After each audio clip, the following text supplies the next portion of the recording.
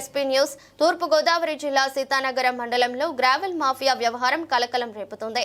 నల్గొండ గ్రామంలో దళితులకు చెందిన డి పట్టా భూముల్లో అక్రమంగా గ్రావెల్ తవ్వకాలు జరుపుతున్న మెషిన్ మరియు లారీలను పోలీసులు స్వాధీనం చేసుకున్నారు.